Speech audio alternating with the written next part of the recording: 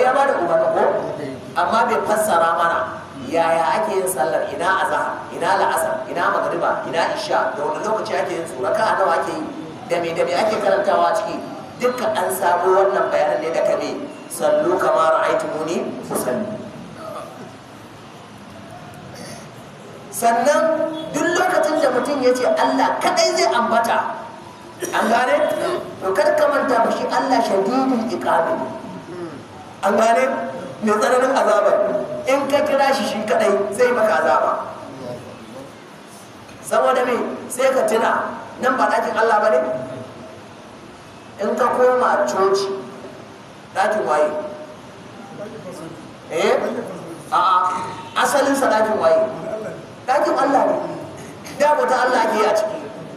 Me isa Allah ake karɓar wacce ake yi a nan baya karɓar wacce ake yi a can? An gane? Abu ɗaya ne ya hana mu a nan muka ce ashhadu an la ilaha illallah sai mu ce ashhadu anna muhammadu rasulullah. Su kuma a can Allah kawai suke kira, ba sa kira muhammadu rasulullah. Da za su kira muhammadu rasulullah shi ke nan an haɗu.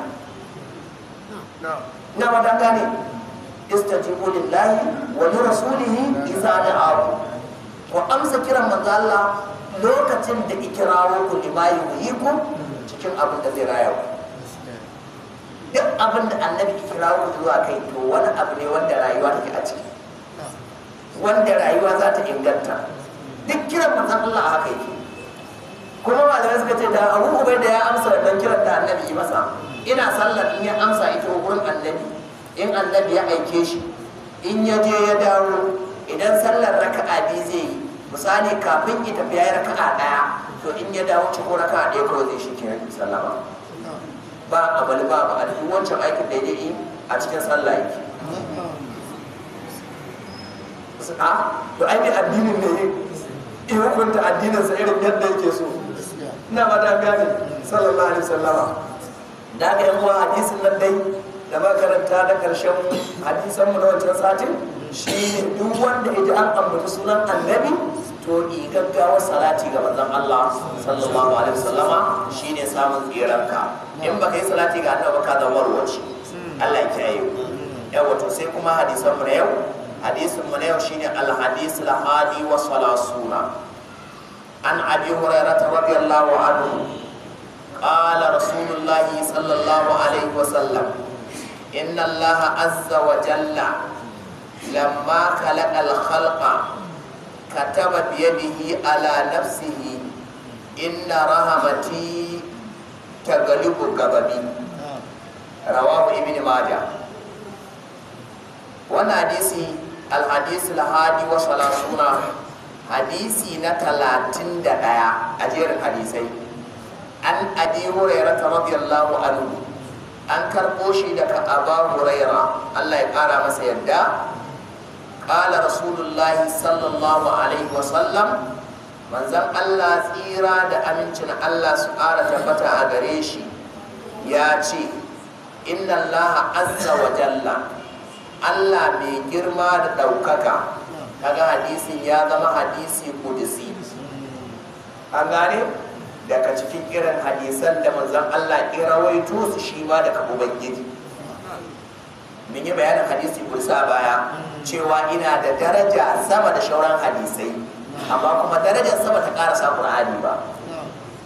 Amma darajarsa kuma ta darajar hadisan da manzon Allah ya faɗa, saboda shi wannan kalamun lahi wanda yanka ɗauka ma ne duk zancen manzon Allah kalamun lahi, zancen Allah ne. Saboda wa ma yantiqu anil hawa in huwa illa wahyun yuha. Shi manzo Allah baya fadar magana ta san zuciya, duk magana da kai ta fito daga bakin manzo Allah wahayi ce. An gane? Wahayi ce. To amma dai waɗannan su an faɗe su. Inna Allah azza wa jalla, Allah mai girma da ɗaukaka, lamma khalaqal khalqa, lokacin da yi halitta, da Allah yi halitta.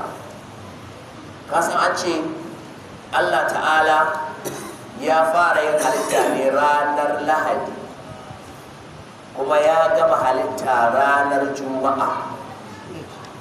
An fahimta? Kwana 6 Allah yana yin halitta. kuma ba wai Allah ya yi halitta ne a tsawon kwana 6 don wani abu ba, ya yi ne don in nuna mana at-ta'anni min Allah wal ajlatu min shaytan. At-ta'anni yin abu sannu sannu, an gane, yi a hankala min Allah, daga Allah, wal ajlatu min shaytan, gaggawa kuma aikin shaitan ne. Allah ya kiyaye mu da gaggawa, an fahimta. Da haka shi Allah da ya so